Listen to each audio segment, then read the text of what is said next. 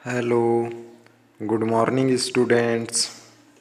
तो चलिए आज का क्लास स्टार्ट करते हैं। तो पिछले क्लास में हम लोगों ने अध्याय 13 प्रतिशतता का प्रश्नावली वो ये 1 का हम लोग क्वेश्चन नंबर 6, 7 ये 8 तक पढ़ चुके थे। तो आइए आगे देखते हैं आज। तो आगे देखते हैं हम लोग क्वेश्चन नंबर 13। तो क्वेश्चन नंबर 13 है, किसी संख्या का 75% 600 रुपये है तो वह संख्या ज्ञात कीजिए। तो ये क्वेश्चन बनाना है। अब बाकी जो क्वेश्चन है वो आप लोग बनाएंगे तो बना सकते हैं। तो हम लोग देखते हैं क्वेश्चन नंबर 13। तो क्वेश्चन नंबर 13 जो है क्या बोल रहा है, किसी संख्या का 75% यानी कि किसी संख्या का 75% 600 रुपये के बराबर है तो वह संख्या ज्ञात करना है। तो हम लोग मान लेते हैं कोई संख्या x है तो उसका 75% किसके बराबर रखेंगे, 600 के बराबर रखेंगे। तो आइए देखते हैं। तो किसी संख्या का 75% बोला था तो हम लोग मान लेते हैं, माना कि संख्या x है तो वह संख्या क्या मान लेते हैं हम लोग, x मान लेते हैं। माना कि वह संख्या x है तो ये मान लिए।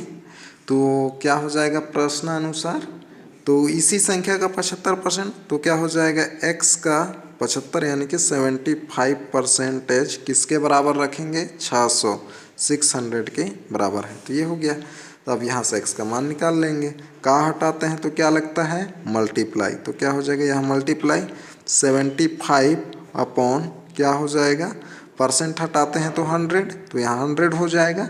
इज इक्वल टू क्या हो जाएगा 600। तो ये हो जाएगा। अब यहाँ से 75 और 100 को पक्षांतर कर देंगे तो क्या हो जाएगा, x इज इक्वल टू यहाँ 600 का ये 600 है मल्टीप्लाई यहाँ जो x के साथ 100 जो है वो डिवाइड के रूप में है और 75 मल्टीप्लाई के रूप में। तो क्या हो जाएगा 100 मल्टीप्लाई के रूप में। तो यहाँ मल्टीप्लाई हो जाएगा और 75 जो है वह नीचे आ जाएगा ऐसा। ये इतना समझ गए। अब यहाँ से इसको डिवाइड कर देते हैं। तो 5 से 5 1 जा 5 माइनस किए तो कितना आ जाएगा, 2 आएगा। 5 5 जा 25, 5 2 जा 10, 5 0 जा 0। अब फिर 5 से 5 3 जा 15, 5 4 जा 20, ये हो गया। 3 1 जा 3, 3 2 जा 6 और ये 2 0 का 2 0। तो क्या बच गया यहाँ 200 मल्टीप्लाई 4। तो कितना आ गया, x is equal to multiply कर देंगे तो कितना हो जाएगा 800 रुपये। तो वह संख्या क्या है, 800 है। तो ये आंसर हो जाएगा। तो इस तरीके से बनाना है तो बन जाएगा। तो आइए देखते हैं अब आगे अगला क्वेश्चन। तो आगे जो है अगला क्वेश्चन है क्वेश्चन नंबर 14। तो क्वेश्चन नंबर 14 है, बैंक में एक व्यक्ति ने 5000 रुपये जमा कराए। कुछ वर्षों के बाद उसने 6000 रुपये मिले, यानी कि उसे 6000 रुपये मिले तो उसके धन में कितने प्रतिशत की वृद्धि हुई, ये ज्ञात करना है। तो क्या है, एक व्यक्ति जो है 5000 रुपये बैंक में जमा करता है, फिर कुछ वर्ष यानी कि कुछ वर्ष बाद 6000 रुपये मिलता है तो उसके धन में कितने प्रतिशत की वृद्धि हुई, ये ज्ञात करना है। किसमें वृद्धि ज्ञात करना है, प्रतिशत में। तो जमा कितना किया था 5000, 5000 तो कितना मिला उसे 6000, 6000। तो 5000 जमा किया था तो कितना मिला 6000, तो कितना अधिक मिला 1000 मिला, यानी कि 1000 मिला। लेकिन उस हम लोग को किस में ज्ञात करना है, प्रतिशत में ज्ञात करना है। तो आइए देखते हैं इसका हल। तो हल नंबर 14। तो हल नंबर 14 में क्या था, जमा कराए गए रुपए, यानी कि जमा कराए इज इक्वल टू कितना था 5000 रुपये। तो ये जमा कराया हुआ रुपए है। तो ये जमा कराया हुआ रुपए है। तो मिला हुआ यानी कि प्राप्त धन रुपए मिले। तो रुपए मिले इज इक्वल टू कितना रुपए मिले उसे 6000 रुपये, 6000 रुपये, इतना रुपए मिला है, 5000 रुपये जमा किया यानी कि 5000 रुपये जमा किया और कुछ साल पश्चात कितना रुपए मिल रहा है 6000 यानी कि 6000 रुपये। अब वृद्धि निकाल लेते हैं तो कितना का वृद्धि हुआ 1000 का यानी कि 1000 का। तो वृद्धि निकाल लेते हैं, वृद्धि इज इक्वल क्या हो जाएगा 6000 माइनस 5000, ये हो जाएगा रुपए। तो माइनस कर देंगे तो कितना हो जाएगा 1000 रुपये। तो ये हो जाएगा यानी कि 1000 रुपये का वृद्धि हुआ है। तो इसको हम लोग को किस में निकालना है प्रतिशत में। जब प्रतिशत में निकालना रहता है तो क्या करते हैं 100 का मल्टीप्लाई करते हैं और किससे वृद्धि हुआ है तो उससे क्या कर देते हैं डिवाइड कर देते हैं। तो किससे 5000 से वृद्धि हुआ है, कितना 1000 का वृद्धि हुआ था तो क्या कर देंगे 5000 से डिवाइड करेंगे इसको और 100 से मल्टीप्लाई। तो इसलिए क्या हो जाएगा वृद्धि प्रतिशत इज इक्वल टू हो जाएगा 1000 अपॉन कहाँ से वृद्धि हुआ 5000 से वृद्धि हुआ था तब 6000 पहुँचा था तो यहाँ पर 5000 हो जाएगा मल्टीप्लाई 100। तो ये हो जाएगा। अब इसको सरल कर देना है तो यहाँ से 3 जीरो, अब यहाँ से ये 3 जीरो कट गया, 5 1 जा 5, 5 2 जा 10, 0 तो कितना हो गया ये 20। तो 20% की वृद्धि हुई है। तो इस तरीके से बनाना है, बन जाएगा। तो आइए देखते हैं अब आगे अगला क्वेश्चन।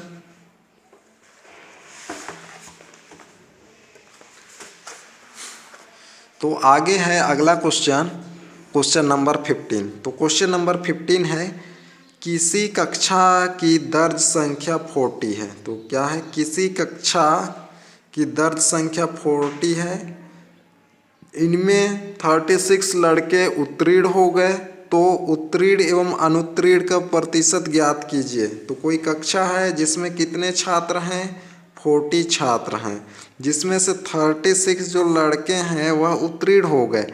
तो उत्तीर्ण एवं अनुत्तीर्ण का क्या ज्ञात करना है प्रतिशत ज्ञात करना है। तो किसका उत्तीर्ण अनुत्तीर्ण का।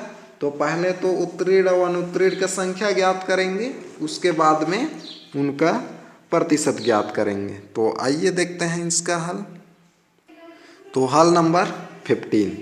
तो यहाँ कक्षा की संख्या कितना था, कक्षा में दर्ज संख्या यानी कि विद्यार्थियों की संख्या, दर्ज संख्या कक्षा में दर्ज संख्या, कक्षा में दर्ज संख्या इज इक्वल टू 40। तो 40 था और जिसमें से उत्तीर्ण हुए थे उत्तीर्ण इज इक्वल टू कितने थे 36 उत्तीर्ण थे। तो हम लोगों को क्या ज्ञात करना था उत्तीर्ण और अनुत्तीर्ण का परसेंटेज ज्ञात करना था। तो सबसे पहले क्या करेंगे उनकी संख्या निकालेंगे उत्तीर्ण और अनुत्तीर्ण का। तो कुल जो है 40 थे जिसमें से 36 उत्तीर्ण हुए, तो बाकी जो शेष बचेंगे वह क्या होंगे अनुत्तीर्ण होंगे।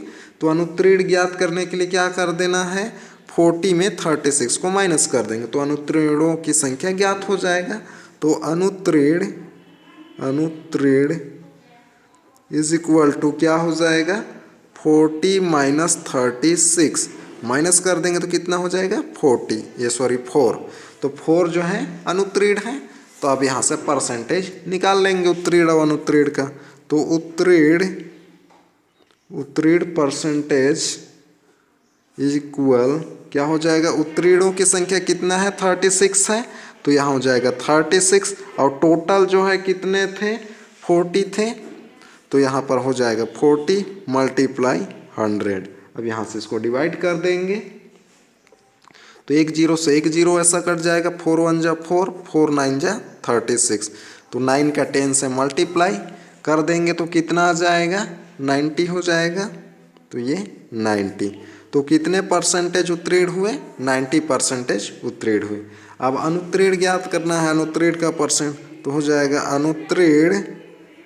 अनुत्तीर्ण परसेंटेज इज इक्वल टू अनुत्तीर्णों की संख्या कितना था 4, कितना में से अनुत्तीर्ण हुए हैं, 40 में से अनुत्तीर्ण हुए हैं, तो इसलिए डिवाइडेड बाई 40 मल्टीप्लाई 10 हो जाएगा। यहाँ से अब इसको कटा देते हैं, ये सॉरी यहाँ पर 100 होता है, 100 से मल्टीप्लाई करते हैं परसेंटेज रहता है, तो यहाँ एक जीरो से एक जीरो, 4 1 जा 4, 4 1 जा 4, तो कितना आया 10। तो अनुत्तीर्णों की संख्या कितना है 10% है, यानी कि परसेंटेज में। तो ये आंसर हो गया और ये एक आंसर हो गया। तो इस तरीके से बनाना है तो बन जाएगा। तो आइए देखते हैं अब आगे अगला क्वेश्चन। तो आगे है अगला क्वेश्चन, किसी गांव में 90% व्यक्ति साक्षर हैं। क्या बोल रहा है, किसी गांव में 90% व्यक्ति साक्षर हैं, यानी कि जो पढ़ना लिखना आता है। यदि उस गांव की जनसंख्या 1600 यानी कि 1600 है, तो साक्षर एवं निरक्षर की संख्या ज्ञात कीजिए। तो यहाँ क्या ज्ञात करना है, साक्षर और निरक्षर की संख्या ज्ञात करना है हम लोग को। और क्या बोला है, किसी गांव में 90% साक्षर हैं और उस गांव की जनसंख्या कितना है 1600 है, यानी कि उस गांव की जनसंख्या 1600 यानी कि 1600 में 90% साक्षर हैं। तो 1600 का 90% निकालेंगे तो क्या निकलेगा, साक्षरों की संख्या निकलेगा। जब साक्षरों की संख्या पता चल जाएगा तो ये जो है कुल है, तो इसमें साक्षर भी हैं और निरक्षर भी हैं। तो साक्षरों की संख्या को कुल जो जनसंख्या है उसमें घटा देंगे, यानी कि माइनस कर देंगे, तो क्या ज्ञात हो जाएगा, निरक्षरों की संख्या ज्ञात हो जाएगा। तो साक्षरों की संख्या ज्ञात करने के लिए क्या करना पड़ेगा, 16,000 का 90% ज्ञात करना पड़ेगा। तो आइए 90% ज्ञात करते हैं इनका। तो हल, तो यहाँ पर साक्षर का परसेंटेज दिया था, तो साक्षर इज इक्वल टू कितना है 90% है, और जनसंख्या इज इक्वल टू था 1600 या 1600, तो ये था। तो 1600 का 90% निकालेंगे तो साक्षरों की संख्या ज्ञात होगा। तो इसलिए क्या हो जाएगा, साक्षर की संख्या, तो साक्षर की संख्या इज इक्वल टू क्या हो जाएगा 1600 का 90% का 90%। तो ये 90% निकालेंगे, कहाँ हटाते हैं तो क्या लगता है मल्टीप्लाई, तो क्या हो जाएगा यहाँ 1600 मल्टीप्लाई 90/100 हो जाएगा। परसेंटेज हटाएंगे तो यहाँ से कटा देते हैं, यहाँ से एक जीरो, यहाँ से एक जीरो, यहाँ से एक जीरो, यहाँ से एक जीरो, या यहाँ से दो जीरो, यहाँ से भी दो जीरो कटा सकते थे। तब यहाँ पर क्या कर देंगे मल्टीप्लाई, तो 16 का 9 से मल्टीप्लाई करेंगे, 16 9 जो कितना होता है 144, और यहाँ एक जीरो है तो ये एक जीरो हो जाएगा। यानी कि साक्षरों की संख्या कितना हो गया 1440 हो गया। अब निरक्षरों की संख्या ज्ञात करना है तो क्या कर देंगे, इसको माइनस कर देंगे। तो निरक्षरों यानी कि निरक्षर की संख्या, तो निरक्षर की संख्या इज इक्वल टू क्या हो जाएगा, कुल जनसंख्या माइनस साक्षर की संख्या। तो कुल जनसंख्या कितना था 1600 था, और निरक्षर कितने थे 1440, ये निरक्षर थे, माइनस कर देंगे इसमें तो कितना आ जाएगा 160। तो ये हो जाएगा आंसर। ये साक्षरों की संख्या है और ये जो है निरक्षरों की संख्या है। तो इस तरीके से बनाना है तो बन जाएगा। तो इस तरीके से ये जो अध्याय है हम लोग का कंप्लीट होता है। तो अगले दिन हम लोग अगला अध्याय पढ़ेंगे। तो आइए कुछ और देख लेते हैं इसमें का। तो आइए देखते हैं कि इस अध्याय में हम लोगों ने क्या क्या सीखा। तो हमने सीखा, तो इसमें सबसे पहले हम लोग पढ़े थे प्रतिशत का अर्थ पढ़े थे। तो प्रतिशत का अर्थ क्या होता है, प्रति सैकड़ा से है। तो प्रतिशत का अर्थ क्या है, प्रति सैकड़ा से है। प्रतिशत की सहायता से हम लोग क्या कर सकते हैं, तुलना कर सकते हैं। यानी कि प्रतिशत का उपयोग क्या है, तो प्रतिशत की सहायता से तुलना कर सकते हैं। प्रतिशत को भिन्न दशमलव तथा अनुपात में व्यक्त कर सकते हैं एवं भिन्न दशमलव तथा अनुपात को भी प्रतिशत में व्यक्त कर सकते हैं। तो प्रतिशत को भिन्न में बदलना रहता है तो क्या कर देते हैं, 100 से डिवाइड कर देते हैं तो क्या हो जाता है, यानी कि परसेंटेज हटाते हैं तो क्या लगता है 100 का डिवाइड, और यदि परसेंटेज बनाना रहता है तो क्या करते हैं 100 का मल्टीप्लाई और परसेंटेज का चिन्ह लगा देते हैं।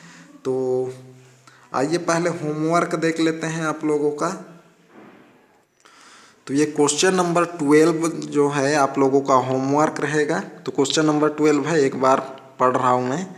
तो क्वेश्चन नंबर 12 है, एक व्यक्ति 630 रुपये का सामान खरीदा, यानी कि खरीदता है, दुकानदार उसे केवल 567 रुपये लिए, तो उस व्यक्ति को कितने प्रतिशत की छूट मिली।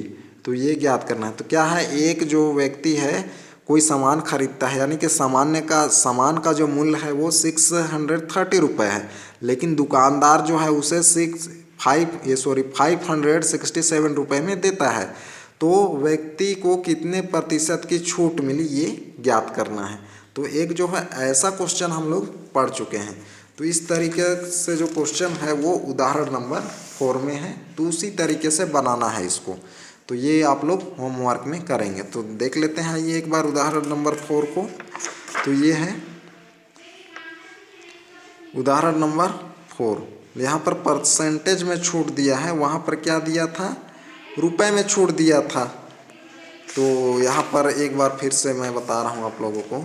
तो यहाँ क्या करेंगे आप लोग, तो दुकानदार जो खरीदता है, यानी कि दुकानदार सामान खरीदता है इक्वल टू 630 रुपये में, तो वस्तु का मूल्य यानी कि दुकानदार ने लिए इज इक्वल टू इतना रुपये, इतना लिख लेंगे, यानी कि हल लिखेंगे। फिर उसके बाद क्या करेंगे, सामान खरीदा इज इक्वल टू इतना रुपये, फिर दुकानदार ने लिए इज इक्वल टू इतने रुपये लिख लेंगे, यानी कि 567 रुपये लिख लेंगे। फिर क्या निकालेंगे, छूट निकालेंगे। तो छूट निकालने के लिए क्या करना पड़ेगा, छूट इज इक्वल टू इसमें इसको माइनस कर देंगे तो छूट ज्ञात हो जाएगा। जब छूट ज्ञात हो जाएगा तो फिर परसेंटेज निकाल सकते हैं। तो यहाँ से आगे आप लोग बना के देखेंगे। तो आज का क्लास यही तक, अगले क्लास में फिर मिलते हैं। Okay bye.